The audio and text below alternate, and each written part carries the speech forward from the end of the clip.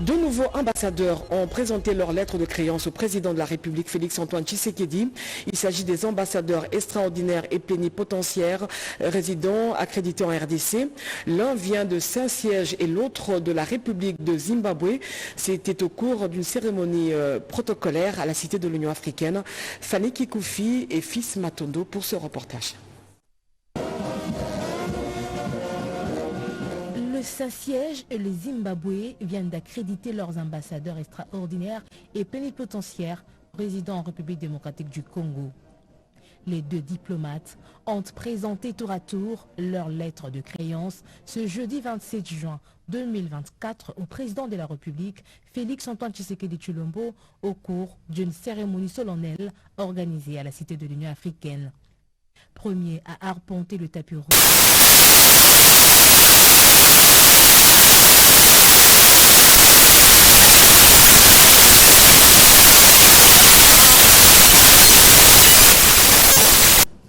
De rappel de mon prédécesseur et les lettres de créance avec lesquelles je suis nommé par le pape François de nonce apostolique en République démocratique du Congo.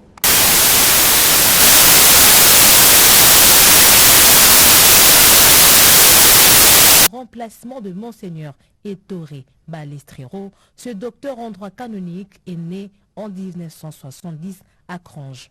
Le nouveau nonce apostolique d'origine slovène a fait ses débuts au service diplomatique du Saint-Siège en 2001. Monseigneur Lescovar était depuis 2020 nonce apostolique en Irak et archevêque titulaire.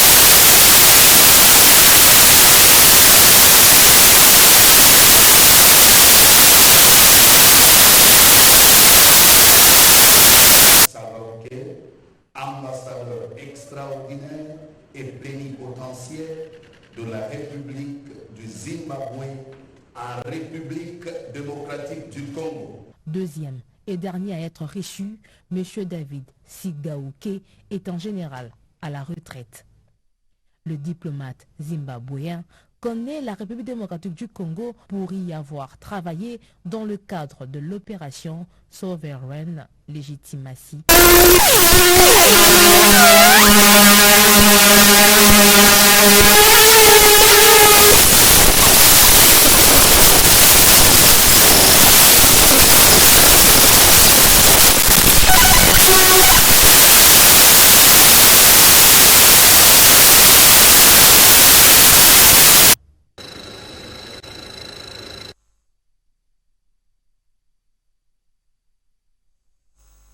Reçu ce jeudi à la Cité de l'Union africaine par le président de la République, Félix Tshisekedi. Ces derniers sont venus présenter au président de la République la nouvelle équipe dirigeante de la SENCO.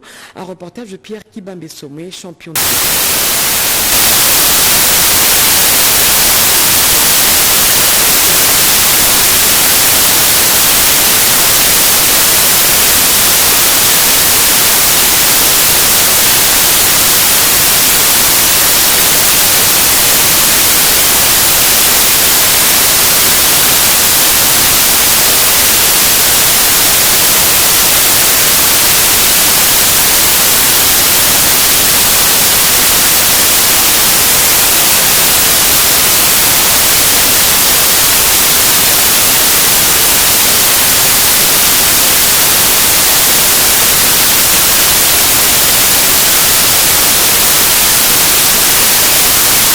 On jugeait bon de venir échanger avec le chef de l'État sur la marche du pays. Vous savez que la préoccupation majeure des évêques, c'est le bien-être de la population congolaise, sur ce qui doit être fait en priorité au regard de ce que vit le Congolais aujourd'hui.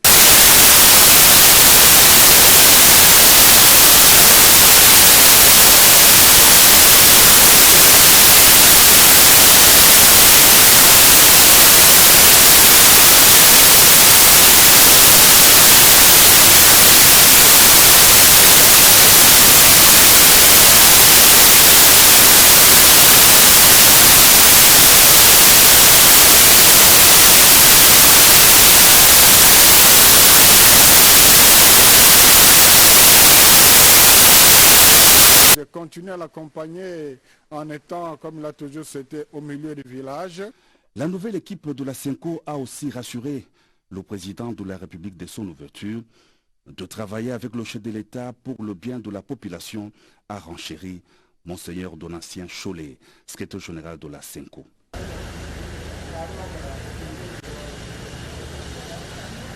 Sachez aussi que le Premier ministre vient de boucler sa mission dans la province, dans la partie est du pays. Ce jeudi, Judith Souminois a reconforté les militaires blessés de guerre pris en charge dans l'hôpital militaire avant de s'inclure.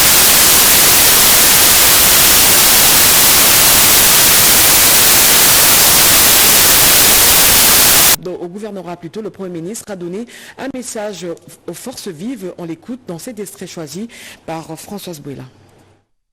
Dès que j'ai été nommé par son Excellence, Monsieur le Président de la République, Monsieur Félix-Antoine Tshisekedi Tshilombo, à qui je rends un vibrant hommage, dans les premiers échanges que j'ai eus avec lui, je lui ai dit je sais que la population congolaise dans les différentes provinces, dans les 26 provinces, chacune a ses problèmes. Mais il est important de quand même commencer par l'est du pays.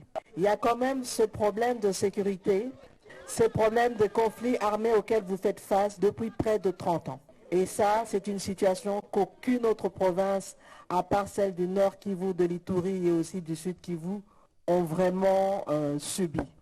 Nous avons les rapports de la sécurité, nous avons les informations. J'aurais pu me dire, je reste à Kinshasa, je me contente de ces rapports-là et voir avec les membres du gouvernement comment on va trouver des solutions. Mais j'ai pensé qu'il était indispensable pour moi d'être là. Parce que ce qu'on sait, c'est une chose. Mais quand on vient et qu'on discute avec les personnes qui sont confrontées au problème directement, on peut appréhender les choses différemment. Notre souhait à tous est que cela cesse.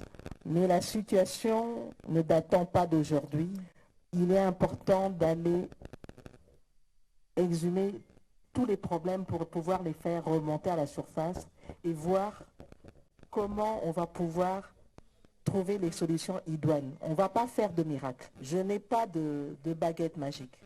Mais je pense qu'aujourd'hui, peut-être, en regardant les choses différemment, on peut arriver à trouver vraiment les pistes de solution. Le chef de l'État aujourd'hui, il est engagé dans un processus pour la montée en puissance de l'armée, avec à son côté les membres du gouvernement. Mais en même temps, nous ne pouvons pas négliger la piste de la diplomatie. Parce que de toute manière, même cette piste-là peut donner des effets, parce que c'est une pression qui est mise. Et donc, il ne faut pas la négliger. C'est un récit tragique d'un génocide oublié en plein 21e siècle au camp des déplacés de 18e CEPAS. Ces Congolais ont encore les souvenirs de leur enfer vécu le jour où le Rwanda a massacré et tué à Saké. À l'hôpital militaire de Kantino, on peut voir un militaire amputé pour avoir défendu la patrie. Une histoire tragique relatée par Gaëtan Magalano, notre envoyé spécial dans la ville de Goma. À 10 km du centre-ville de Goma, le Rwanda impose à une population un tout autre style de vie, différente de celle vécue avant son agression sur le sol congolais.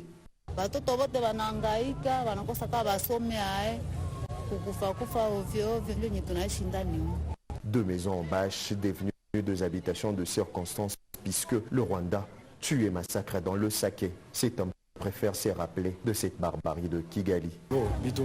Bandaki na tongo basoda na biso babundi titi na pokwa ça ne va pas na bavio ye salisi abeti monguna azongisi ayeko débordé nde akoti na pembeni ya Sake abomaki soebi bango kaka koboma. Dans le camp de déplacés internes de Mugunga, de conditions de vie laissent à désirer de traces de la bombe larguée sur la population encore visible. Des enfants cherchent à s'occuper. Ici, le mot école est devenu quasiment impossible pour ces enfants qui se donnent à de jeux de billes, puisque l'école n'existe quasiment pas dans ces centres situés à Mugunga. Jusqu'à les enfants n'étudient pas.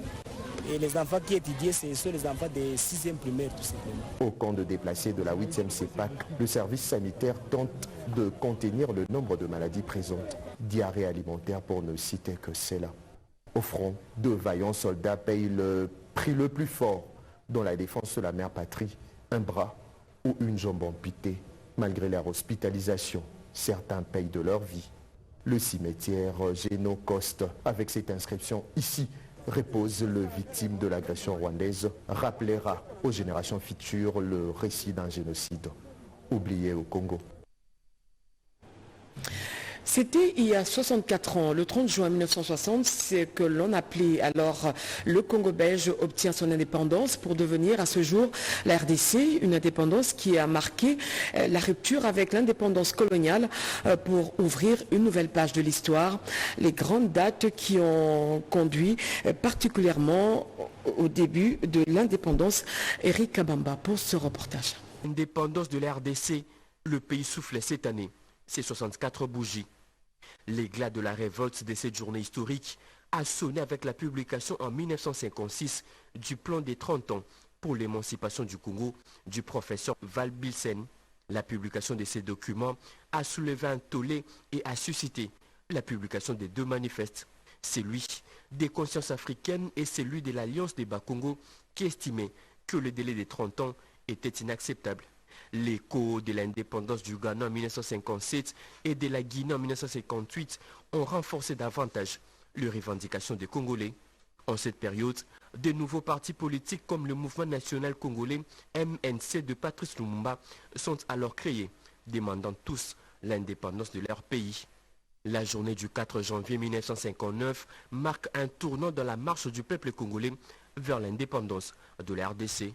Ces jours-là, des émeutes ont eu lieu à Léopoldville, l'actuel Kinshasa, déclenchées par les refus des autorités coloniales belges d'accorder les droits des rassemblements aux membres du parti politique Alliance des Bas-Congo.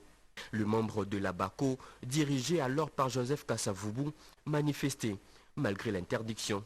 La répression était violente et sanglante. Face à la pression, le 13 janvier 1959, le roi de Belge a lancé un message, c'est lui, de reconnaître les droits des Congolais à l'indépendance. Fin janvier 1960, une table ronde rassemblant le parti politique congolais et les dirigeants belges a eu lieu à Bruxelles et l'indépendance est fixée au 30 juin. C'est à 11h du matin, le 30 juin 1960, que le roi Baudouin, roi de Belge, arrive dans la capitale congolaise pour se défaire du Congo. C'est devant le chambre réunie que le roi Baudouin prononce son discours à la gloire de la colonisation.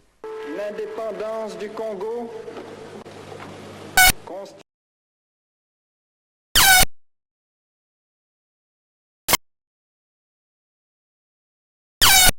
qui suivent par celui qui joue un rôle majeur dans l'émancipation des Congolais, le Premier ministre Patrice Emery Lumumba.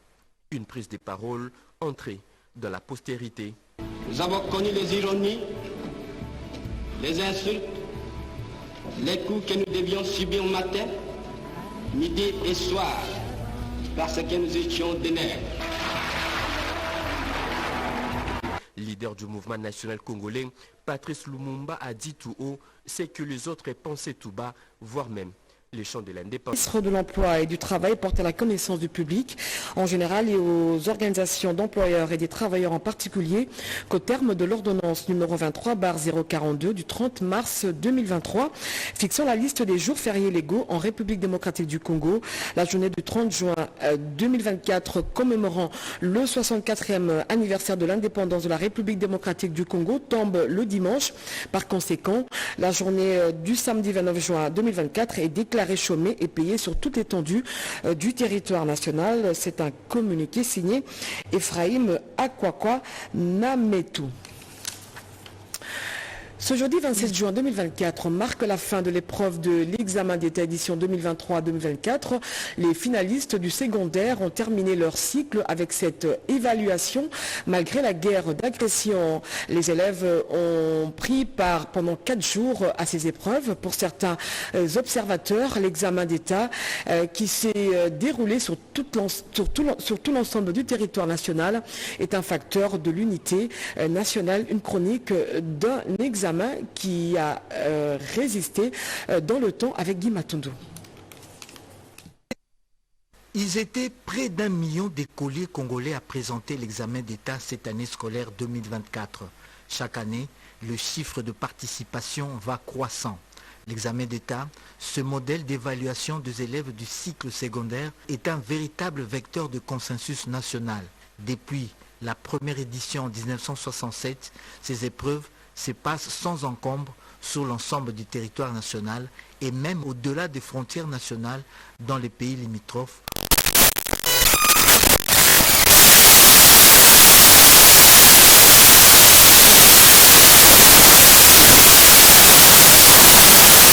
Arrive même dans les contrées en proie à l'insécurité et à de fortes tensions. J'ai même appris aussi que les élèves de Goma ont présenté l'examen d'État.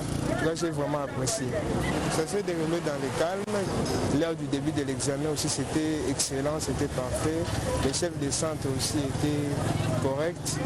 L'année scolaire 2024 n'a pas dérogé à cette règle. Quelles que soient les contraintes économiques, financières ou sécuritaires, l'examen d'État poursuit son bonhomme de chemin. 57 ans après, l'on est tenté de se poser la question sur son efficacité ou sur l'efficacité de l'ensemble du système éducatif congolais, appelé à beaucoup de réformes. L'arrivée à la tête de ce ministère de Mme Raissa Malou, une personnalité issue du monde scientifique, peut augurer de lendemains enchanteurs. L'actuel ministre de l'enseignement primaire, Mme Raissa Malou, a œuvré dans le secteur éducatif des années durant, longtemps avant qu'elle n'occupe le fauteuil ministériel. Elle mettra sûrement son expertise au secteur éducatif congolais pour son rayonnement. Et puis le vice-premier ministre de l'économie, a eu des échanges à tour de rôle avec les ministres des hydrocarbures et de l'agriculture. Au cours d'une séance de travail, ces derniers ont harmonisé les vues sur la manne pétrolière congolaise et les prix. Avec le ministre de l'Agriculture et Sécurité alimentaire, Daniel Mukoko Samba a relevé la problématique de la rareté de la farine de maïs. Rodé Panda. C'est pour une convergence de vues que les deux ministères, celui de l'économie nationale, chapeauté par le professeur Daniel Mukoko Samba, et celui des hydrocarbures, sous la responsabilité du ministre Sakombi Molendo, assisté de son vice-ministre Wivine Molekam, que ces échanges ont été tenus. Objectif, évaluer la mise en œuvre des actions et activités retenues dans la feuille de route mise en place par le gouvernement congolais. Nos deux ministères travaillent de manière étroite sur ce que l'on appelle l'aval pétrolier, c'est-à-dire la commercialisation des produits pétroliers. Bien sûr, il y a la question de fixation du prix des produits pétroliers à la pompe. Il y a également bien d'autres questions sur lesquelles nos deux ministères doivent travailler. Après cette réunion pédagogique, le chef de l'économie congolaise, Daniel Mukoko Samba, a reçu la délégation du ministère de l'Agriculture et Sécurité alimentaire, conduite par le ministre d'État Grégoire Muchai Mutombe, pour parler de la crise de maïs dans certains espaces de la RDC, ce qui s'inscrit dans les principes de gouverner égale prévoir. Nous voulons prendre les mesures nécessaires pour que nos concitoyens qui vivent dans les espaces concernés par ce problème ne subissent pas les effets d'une augmentation exorbitante du prix du maïs. Pour le ministre d'État de l'Agriculture et Sécurité alimentaire, Grégoire Mutombe, cette situation est devenue habituelle et cyclique. Il faut s'y attaquer et bien s'en occuper pour des solutions pérennes. Nous envisageons de faire un norme. Il y aura un draft qui sera mis en place d'ici quelques jours et nous allons continuer éventuellement à vigiler. Les deux secteurs veulent définir ensemble une démarche et agir en synergie avant toute éventuelle crise de maïs. Il s'observe une nette amélioration dans la fourniture de l'énergie électrique dans la capitale. La SNEL a mis en place un plan de stabilisation dans la desserte en électricité. Constat fait par nos reporters à travers ce commentaire de Cédric Enina.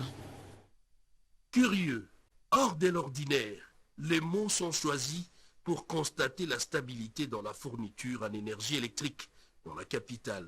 Informé à ce sujet, la raison est toute simple pour la SNEL. Les plans de stabilité lancés par cette entreprise qui vise l'amélioration de la production et du transport de l'électricité serait à la base. Une amélioration qui sévit, qui ne se décrète pas. L'électricité nous faisait honte. On s'abstenait même de prendre des engagements avec les clients. Mais ces derniers temps, nous sentons une stabilité. Mais si seulement c'était le cas depuis, ça allait être une bonne chose. Moi, je félicite la SNEL pour ce travail. Que ça dure alors. Ça sera une bonne chose pour nous abonnés et eux-mêmes également. En tout cas, nous avons constaté une nette amélioration.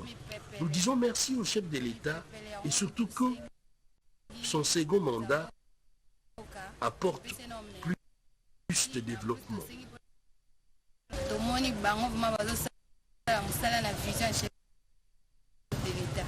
Le comité de gestion de la SNEL a entamé depuis peu cette mutation par les remplacements de certains transformateurs et câbles pour réduire les déficits.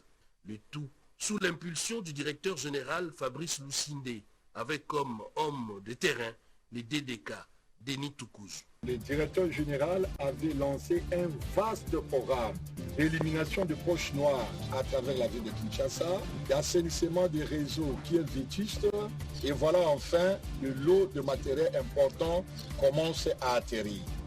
Pour nous, de la distribution, nous sommes énormément contents parce que nous allons profiter de la saison sèche pour commencer à assainir notre réseau. Ces plans de stabilisation de la fourniture en énergie électrique va de 2014 à 2026 et une fois arrivé à terme, va permettre à la SNEL de passer à la seconde étape qui consiste à une exploitation maximale du potentiel énergétique de la République démocratique du Congo. Et puis la ville de Bunia, en province de l'Ituri, revêt une belle robe en termes d'infrastructures routières, malgré quelques poches d'insécurité. Une vue panoramique change l'image de la province grâce à la gestion managériale du gouverneur militaire Johnny Luboya Kachama. Regardez. 24 km de routes sur 37 sont déjà asphaltés au stade actuel en ville de Bunia. Des travaux exécutés par l'entreprise de génie civil Mogabaon sous le financement du gouvernement central. Cette vie panoramique change l'image du chef-lieu de l'Ituri il y a quelques années où la poussière jonchait les grandes artères de cette ville. C'est une manière d'accompagner la vision du chef de l'État, Félix Antoine Tshisekedi Tshilombo, dans l'émergence pour le développement de l'RDC, a laissé entendre Joseph Akilimalu, directeur général de cette entreprise. Je suis là juste pour l'accompagner dans la réalisation de ses promesses. Et quand on fait l'évaluation post-état de siège, et aujourd'hui, en tout cas, il y a un grand changement. Parce qu'avant, toutes les routes, c'était la poussière. Mais aujourd'hui, depuis 2022, en mars, nous avons commencé les travaux. Nous sommes aujourd'hui déjà à 24 km asphaltés. Occasion pour lui de rassurer une certaine opinion de la quiétude qui règne dans cette partie du pays grâce à l'administration militaire de l'Ituri. Les Congolais qui pensent qu'en Ituri, c'est la guerre, ce sont les tueries, ils doivent enlever cette idée dans leur tête. À l'Ituri, il y a aussi le développement. Ce que nous faisons là, si nous on investit, c'est parce qu'on s'est dit, l'Ituri doit aller de l'avant. Mon souhait est que l'Ituri soit vraiment une province modèle parmi les 26 provinces que nous avons en RDC. Les Congolais en général, particulièrement les Ituriens, que nous puissions tous mettre la main dans la pâte pour accompagner notre pays. Parce que sans les privés, il sera difficile que le chef de l'État arrive à créer tous les emplois qu'il voulait créer pendant son deuxième quinquennat.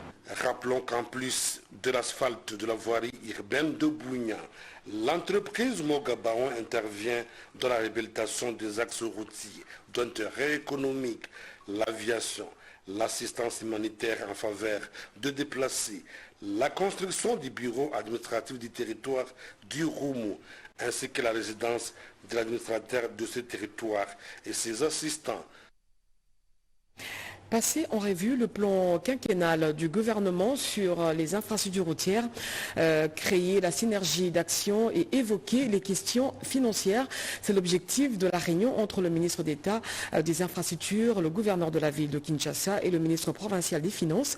Alexis Guizarro leur a présenté ce vaste programme qui va être exécuté au cours du second mandat du président de la République, Hérodis Kitutu. Il était question au cours de cette rencontre non seulement de présenter le plan quinquennal 2024-2028 sur les infrastructures routières de la RDC, mais aussi d'examiner l'ampleur des défis qui attendent les différentes parties prenantes à ce plan. Alexis Guizarro Mouvouni, ministre d'État des Infrastructures et Travaux Publics, a reçu les parties prenantes, attend d'elle une franche collaboration et surtout l'accompagnement du ministère des Finances. Il vous souviendra que le programme d'action du gouvernement a parmi ses axes prioritaires plus de connectivité de notre territoire national. Comment nous les finançons, comment nous mettons ensemble un cadre de collaboration pour appuyer cette initiative. L'idée est partir sur une échéance de 5 ans, mais comme dans toute réflexion, nous pensons que nous pouvons planifier ces travaux en 5 ans ou plus pour essayer de choisir nos priorités. Et si vous voyez, monsieur le gouverneur, à côté de moi, mais également mon collègue le ministre de la ville, c'est parce que nous voulons cette fois-ci qu'il y ait une synergie d'action entre les membres du gouvernement, mais également avec le gouverneur de la ville de Kinshasa et évaluer et penser comment nous allons avancer ensemble, main dans la main, suivant la vision de son Excellence, Monsieur le Président de la République, chef de l'État, son Excellence Félix Antoine Tshisekedi Tshilombo. Une commission mixte, ministère des Infrastructures, Travaux Publics, des Finances, gouvernorat de la ville-province Kinshasa et bien d'autres parties prenantes sera mise sur pied pour discuter notamment sur les priorités de ce plan et les attributions de chaque partie. Ministre d'État, ministre des Affaires étrangères, coopération internationale et francophonie. Et le corps diplomatique a eu lieu cet après-midi dans la salle de conférence internationale des affaires étrangères.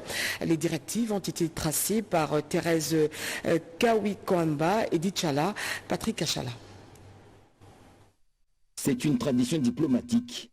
La nouvelle chef de la diplomatie congolaise a retrouvé les corps diplomatiques et représentants des organisations internationales dans la salle de conférence internationale des affaires étrangères. La ministre d'État, ministre des Affaires étrangères, coopération internationale et francophonie, Thérèse Kawikwamba Wagner, a rassuré les diplomates sur la promotion des intérêts communs avec l'observance des us et coutumes diplomatiques. Elle a aussi vite fait de rappeler quelques questions majeures d'actualité qui s'imposent en urgence: l'agression rwandaise contre la RDC, le désengagement de la MONUSCO et la transition réussie au Tchad au niveau sous-régional.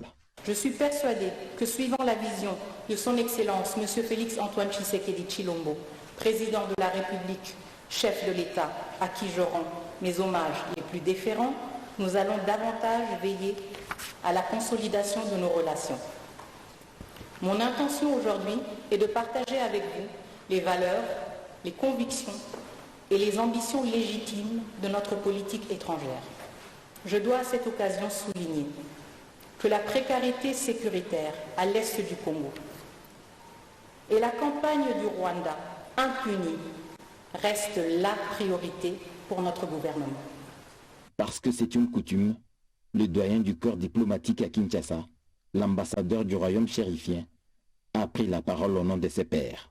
Dans la vision du président de la République, Félix Antoine Tshisekedi, la ministre d'État, ministre des Affaires étrangères, coopération internationale et francophonie, Thérèse Kawikwamba, s'est engagée à travailler pour des actions fortes et des sanctions ciblées contre les responsables des violations graves des droits de l'homme pour aider à restaurer la paix et l'intégrité du territoire national.